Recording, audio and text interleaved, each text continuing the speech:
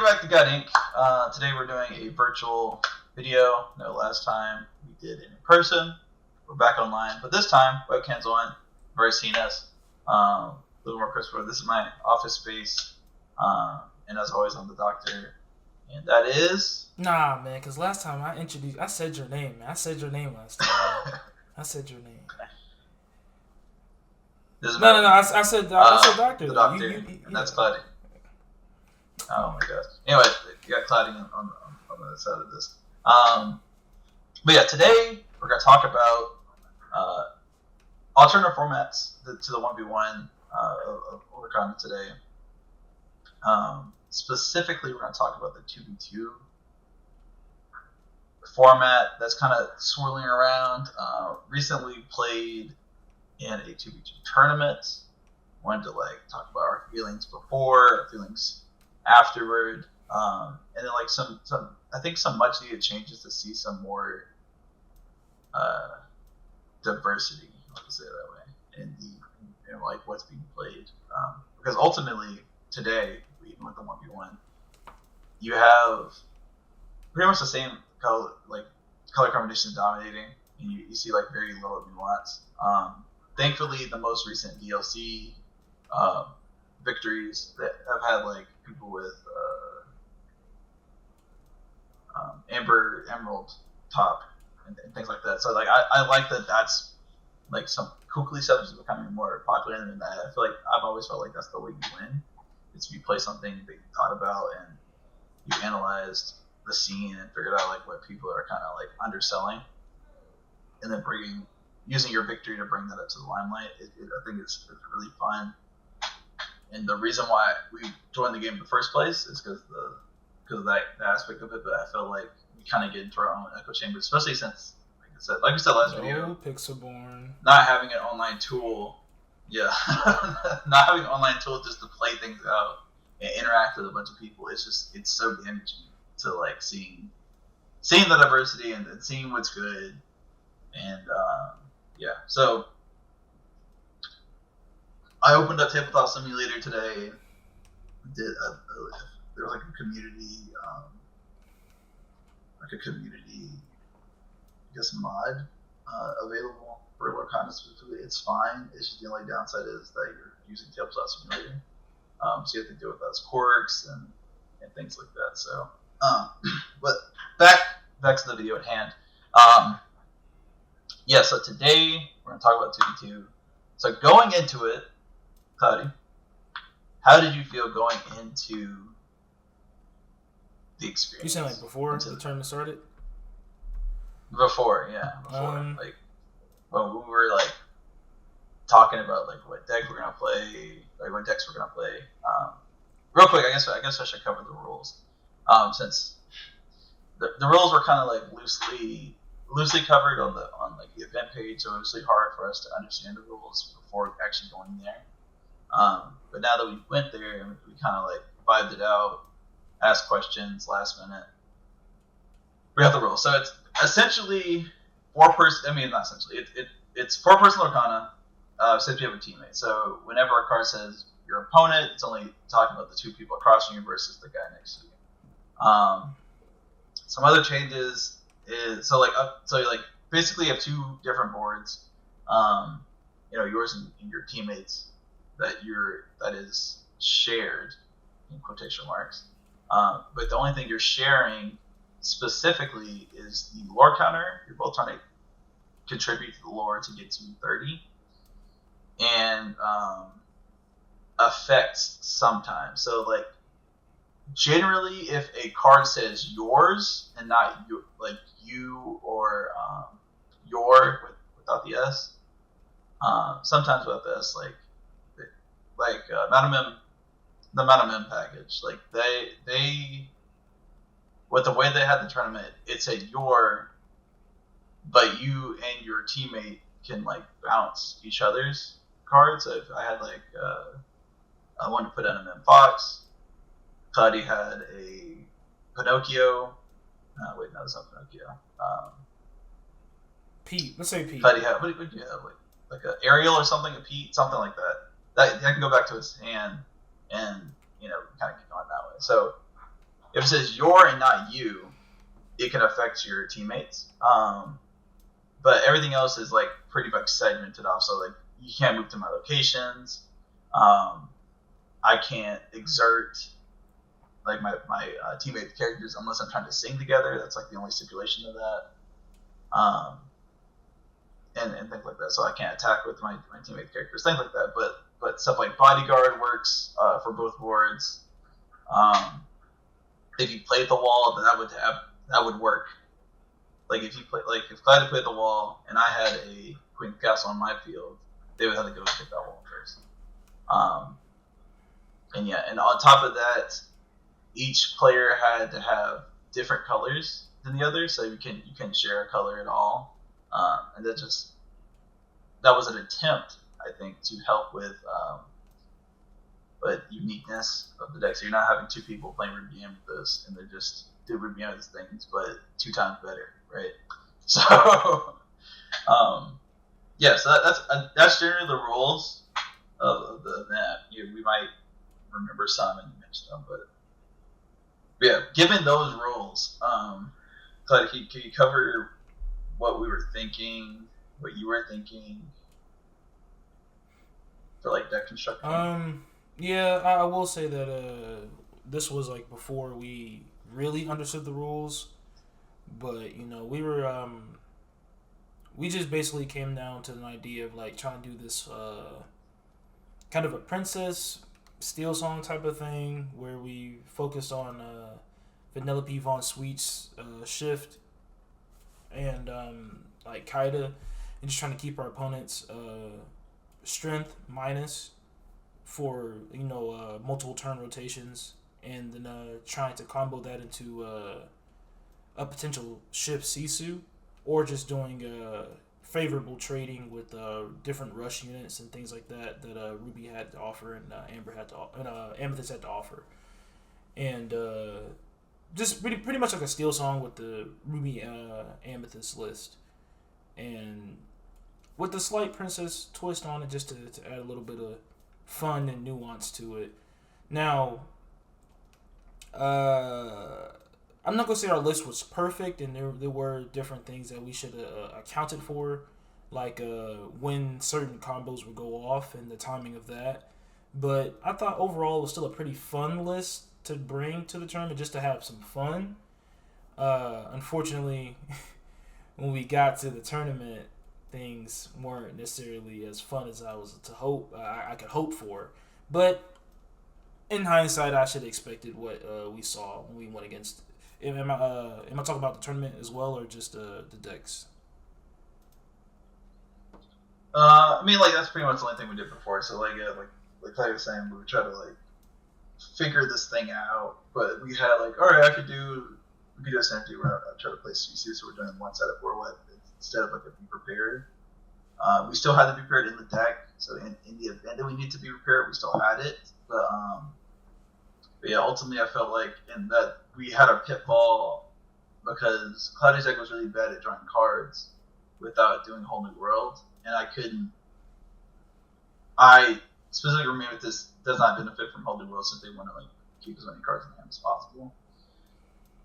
So it was like we were kind of fighting against each other in that aspect. So last minute we did try to switch over to like a Amber Emerald build, but we couldn't quite figure it out. So we kind of fell back, especially after we figured out we could bounce with each other's stuff. So to stop ourselves from overthinking it, we stayed with the Amber Steel list. Yeah, like I said, we didn't think about all the aspect of it, like how the turn order would go and how that would go. So, and then I guess we forgot to understand the rules. So turn order is you flip a coin, figure out which team's going first, and they figure out which player's going first. So depending on which player went first is how the enemy teams think. So if I went first, the person across from me would go second, then Cloudy would go, and the person across from him would go fourth, and then we'd get back to me. So it's just like an N, or is it a zigzag type of turn order? But yeah, going to the tournament, go ahead and say what your initial, just like when we played round 1, how did you feel? Immediately, I will say that I recommend if you guys ever get a chance to play in a 2v2 format that sounds similar to what we're saying at this moment in time, where it's 2 colors per person, so a total of 4 colors. Don't play Steel Song, and just don't do it. Most people are wise enough to clear your board probably 2 times, and then you just won't be able to play the game, unless your teammate has some sort of miraculous set of cards that will allow you to get back in it.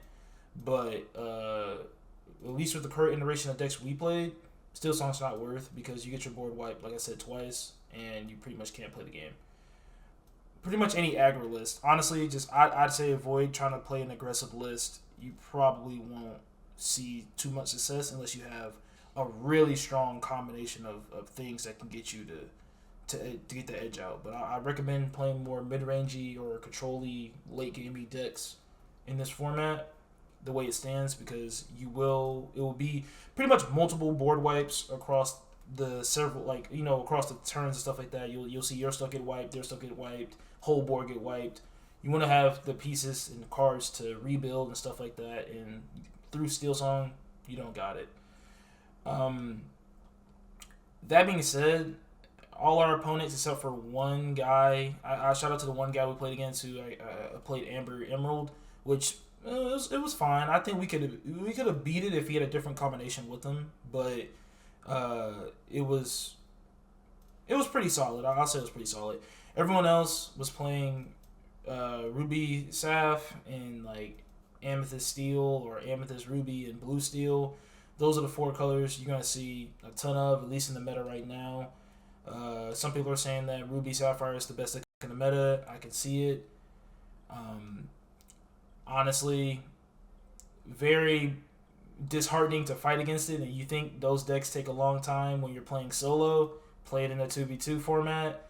You get to watch them play solitaire for about 5-10 minutes, and you still got 2 other people's turns that are happening before yours. So you will get a little sleepy. Go ahead and bring a book. Go ahead and bring some rules. Go ahead and bring some dice to play with yourself over something, because that man's going to be, hey, all right, I'm going to ink this, draw this, play this, restand all these inks, do this. I was like, all right, bro. Honestly, I wanted to scoop several times, but I played it out. We played it out. It was 55-minute rounds. We played out every single second. We didn't finish a single set. No, I think we finished the first one. But yeah, the other 2 games we didn't get to finish a full set. So yeah, that's 2 out of 3. So we had to play a fair bit of games, but we never got past the second game. So other people did. But I believe the people that did, they probably scooped. They probably realized when the game was lost and just scooped. But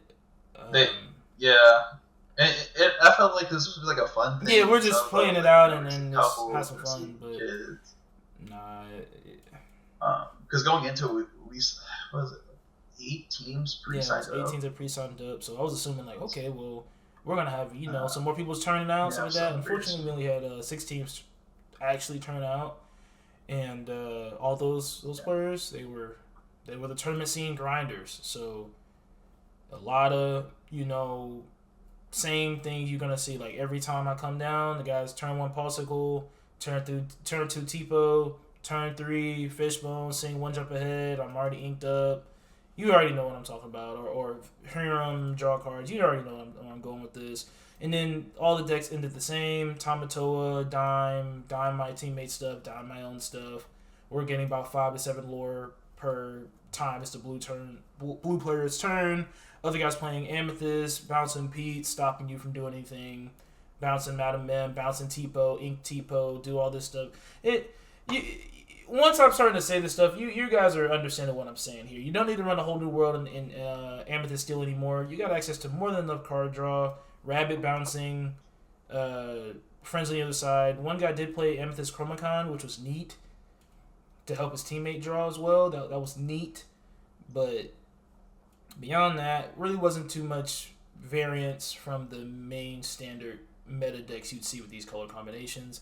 And they didn't need to. Those decks worked like well-oiled machines, and they did everything they needed to do. And they honestly, the first round we got pretty smacked. We got smacked pretty hard. So Once after that first round, I knew I was like, yeah, we're probably not going to make it too far in this tournament, but just trying to have fun, help the community, help the shop out, just try to keep playing and see what happens. And unfortunately, every round we faced against some combination of blue, steel, amethyst, ruby, except for the last one. And the last guy, it was amber, emerald, and then a ruby sapphire. But I guess that leads to like a further point of what we're gonna talk about later. But yeah, it was pretty stale that we fought all those people. It felt like they just all said, "Yeah, well, what's strong? Well, we can bounce Peach." That's all they thought about. So, but it's all right. That's just how it is. I mean, initially I think everyone was on the same page that we couldn't do the whole bounce situation, but like Judge said the we judge could. said good. Judge said a lot of stuff that surprised me. So when the judge, when the guy said Madam Mim, yeah, you can bounce Madam Mims, because that card is not straight. Like Doc said earlier, the card's really not that straightforward, because it says return chosen one of your chosen units back to your hand. So I assumed that, like, oh, you can't bounce your teammate stuff because it has to go back to your hand, and the rules were saying that your hand, your discard, your ink well is all individual. So following that rule, you can't bounce your teammate's card back to your own hand. But he clarified and said, "No, you just want to bounce it back to your teammate's hand." And then it's like, okay. And then you see a bunch of Pete bounce, and the rest is history. So right. So So overall, that I felt like that was a pain point for the Cloudy. My pain point was, it's kind of similar. I just didn't. I thought we were gonna have more people and things like that. So it was just like, it didn't feel as like big. And it's like I said, man, only 6 teams. So 12 was there. Only 6 teams. So, but I mean, like we had good interactions with our opponents. I think we had fun with what was going on. But yeah, it's just a little bit like off-putting. But yeah, definitely. And I kind of felt like going into it and especially with the way rules are, it's like basically we need to play 2 decks that can do well individually and just play them together. And then that rang true. So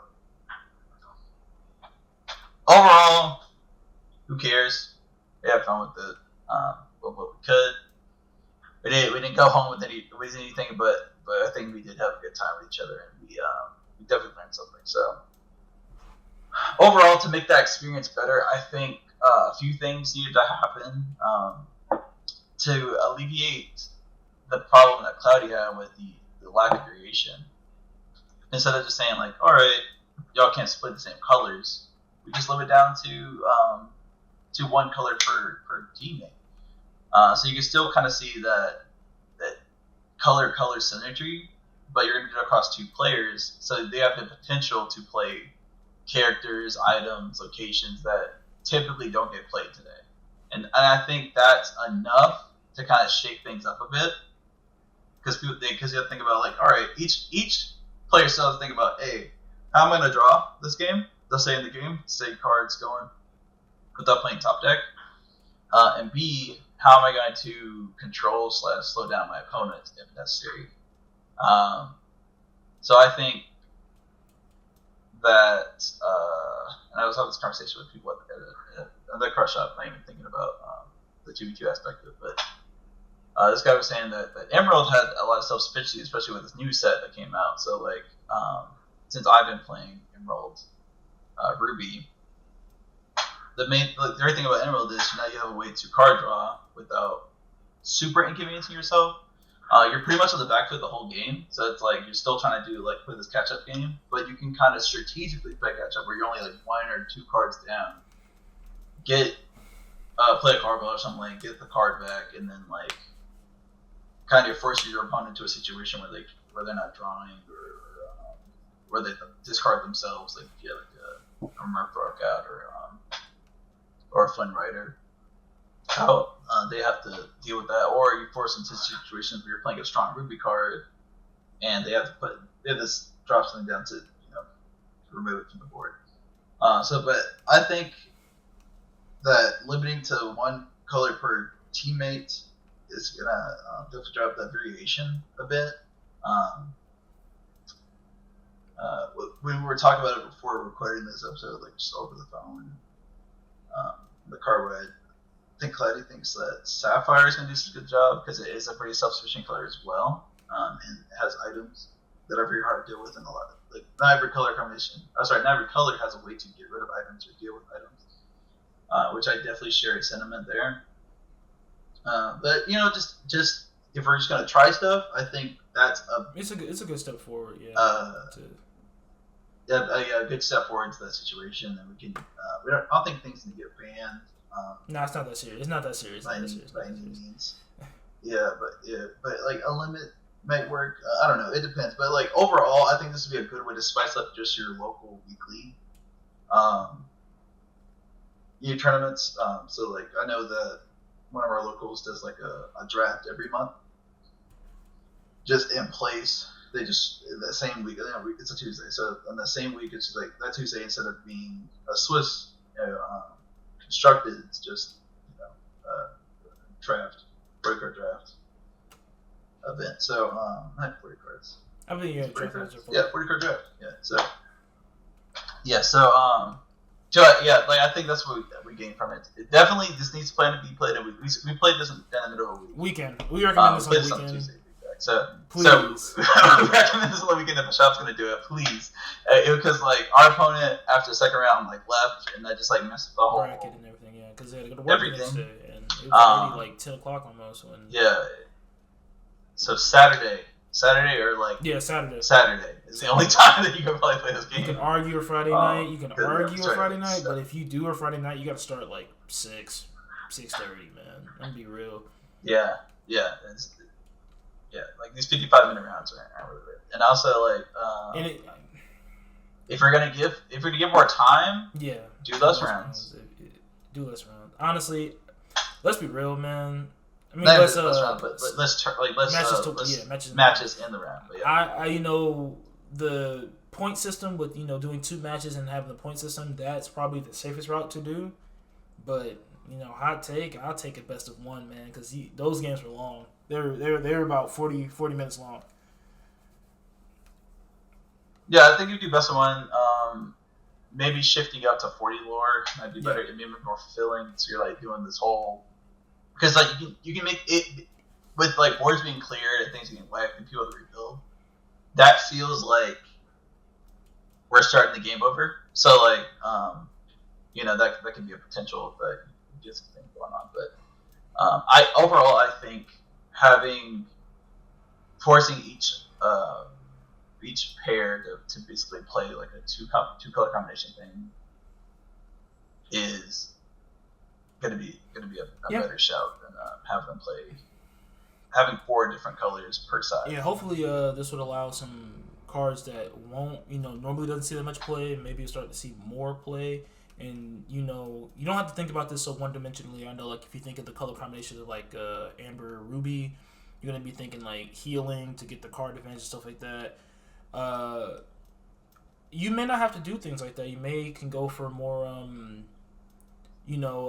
bigger body cards with Amber, and then you have like some of the damage dealing, taking gimmicks and stuff like that from Ruby that you can maybe lean on to, or Emerald, I think, in theory, would be very good in a multiplayer format because they have a lot of each opponent effects and things like that, like sign contract and stuff like that can hurt multiple players throughout multiple turns, stuff like that, Prince John's Mirror, things like that. I did say Sapphire, I think, will probably defaultly be the best up front because they have access to Dime and Tamatoa, so being able to have a win condition later, that was like the number 1 win condition I've seen throughout all the games we played. I really wasn't scared about any threats on the board until a dime hit, and then it was like, okay, now we're on a timer. And if I didn't have the item removal at the time, we probably were going to lose, which happened more often than not. So, Dime, Tamatoa, Mufasa, those things really tough to deal with, especially when they had 2 colors with them. So, in 1 color, maybe it's not as bad, but we'll see what's going on. I think Amethyst will still have a play. I think Ruby and Steel players are going to have to think really hard because those two colors don't have that much draw outside of situational things. So maybe those people, whoever play those, are going to be kind of like sad if their teammates not playing anything to help them out. We do have things like I mentioned before, Amethyst Chromacon and Donald Duck, Gentleman Donald Duck. Those things can help you get card draw for your teammate as well, but it does help the opponent. But you can mitigate that with other emerald cards.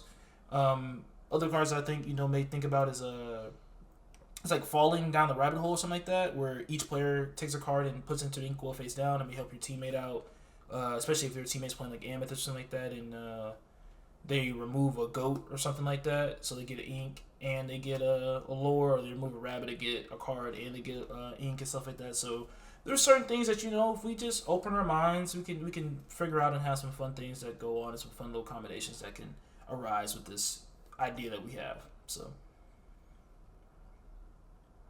yeah, that's pretty much it. Yeah, I think we're gonna try to get our local game store to try this out, and we're probably gonna report back once that event happens.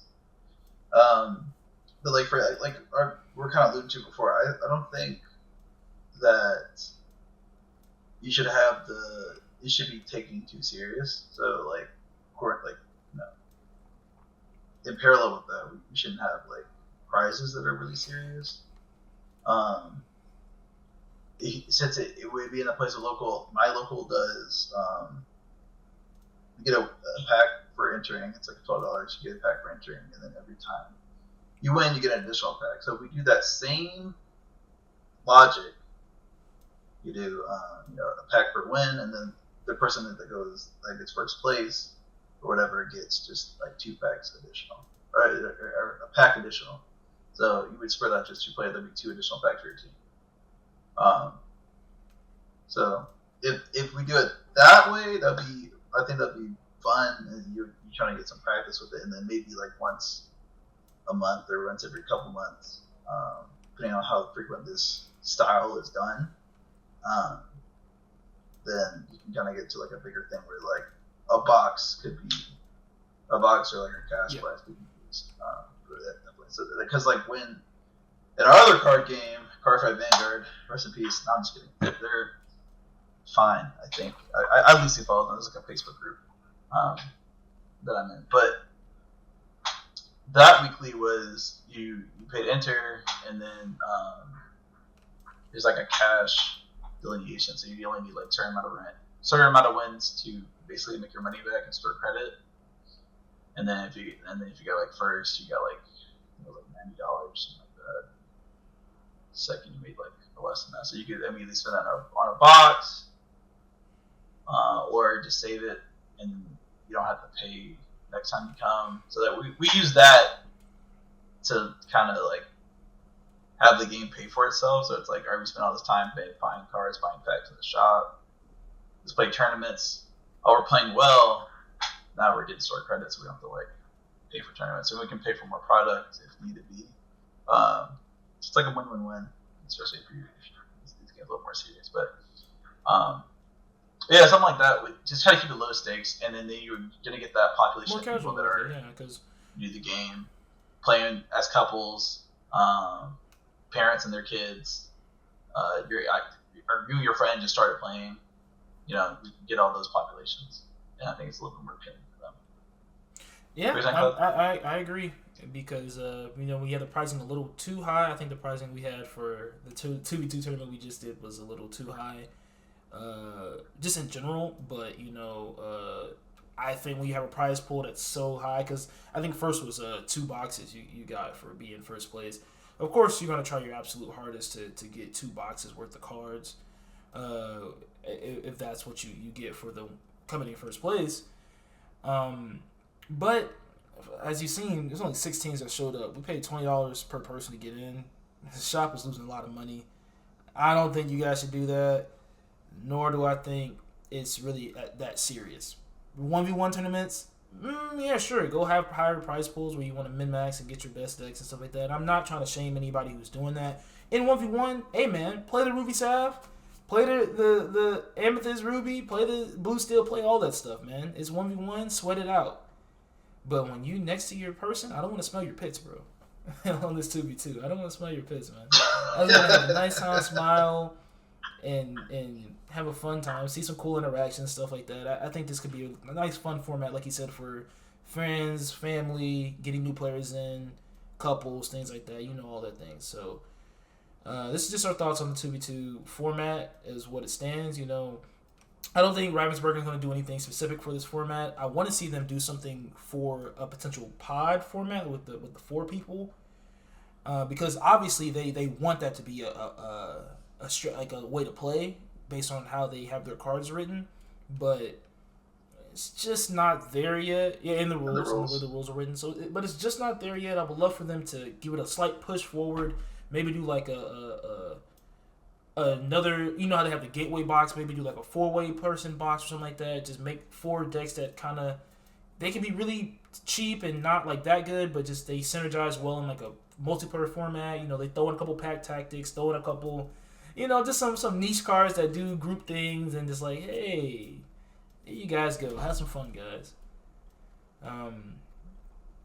But other than that, oh, yeah, side note, obviously, another thing that made the Ruby players really strong, Late Tremaine, Big King Undisputed, cards like that, yeah, those cards are... So when I cut my Kindred Speed like a we were tripping. I should have put Trident Decree. I should have put all the stuff that says each player chooses. If the card says each opponent or each player, more likely than not, you're probably going to want to use it. So yeah, you're getting double. So Tremaine's it. Yeah. Medusa's great. Tremaine is better. In a big pot. Medusa's great. I'm being real. So a lot of times, like, wow, they only have 2 people developed. Really, if I can just Tremaine, B King, spinning, you can sing it too. Yeah. You ain't never cried until you hear him sing B King Undisputed. Then it's like, you know what? I think I'm gonna cry today. I think I'm gonna put my head down. I'm looking like that sad Cusco, sad Cusco. In the rain, I'm like, yep. I forgot what's called too, but I'm. But yeah. I wouldn't know. But yeah, overall, I think that's fine. Overall, like I said, we had fun. Did I have fun? I was called all fun. Yep, I was all funned out when they did that one. I was all funned out. I was like, you know what? I'm ready just to scoop this one. That's a set 5 card. It is. This just came out. I feel like I've seen this card. I don't know. Whatever. Olaf having listened to the rock. Yeah, you get But yeah. I think it's fun. Again, like I said, we're gonna try to do. Yeah, we're gonna test it out. We'll report it back on this at some point. But we're gonna shoot the idea to our shop owner. Try to get something set up. Try to get some people to turn out. I want to have more than 6 teams, hopefully. And I really just want to increase the community overall, and you know, the community from the top to bottom. You need to have the top players and stuff like that are min-maxing the game and squeezing all the competitiveness out of it. But we also need to have the more casual people, and I feel like we're missing that casualness. You know, when you go to Magic or something, they got the Commander players, they got the other stuff that are there to help those casuals get to come in and play, while you know the sweaty people are playing Modern, Standard, whatever, you know, Legacy. I don't know what they play, but you get what I'm saying here, guys. I don't know what they play. Pioneer. My fault. Pioneer. There's so many formats. Hey, but yeah, I like the. I love playing Commander. Popular, right? So I would love to play a casual format in Lorcana as well. So yeah, I think the politics make it. So I think and even the 2v2 is still less political, but I think if we had, like you said, like a free for all, we might have to make on that. Let's put that in the comments if you want us to. If you want us to talk about a 4-player format, or possibly a Commander-like format. I've been thinking about it, guys. I promise. I've been thinking about it. Possibly a Commander-style format in Lorcana. Some people have dabbled in it as well. They've talked about it in the little underlings. So Winter's on it. Winters, yeah. Winter's So I kind of want to try it, but yeah, we're gonna. I think, let us know if you guys would be interested in just seeing me and Cloudy and the together. Yeah, just figuring something out. 2v2, other Yeah, formats. Yeah. Honestly, we're creative over here, man. If you wanted to see some other formats, we'll figure some things out. We're trying to help like I said, help the game, help the community overall. So. Absolutely. But yeah. Also, we're also thinking about kind of branching out, seeing what other games kind of mirror Lorcana. So probably gonna do some playtesting in other games. Like I have both sets of the Star Wars game sitting on my desk right here, and we haven't played it yet. They're still in the box. It's like the starter thing for 2 people. So maybe after we play that, we're gonna give our thoughts of like how these things compare up. Because you got other channels like the Tolarian Academy talking about Lorcana and how it's similar to Magic. Maybe we could talk about that. It's similar with TCGs, especially with the scenes that are out. So I mean, Star Wars is another Disney game, so it'd be pretty interesting to see. But overall, guys, let us know what you think. Let us know if you guys had any similar experiences, or if you had like some weird formats at your locals, and just like tell us about it.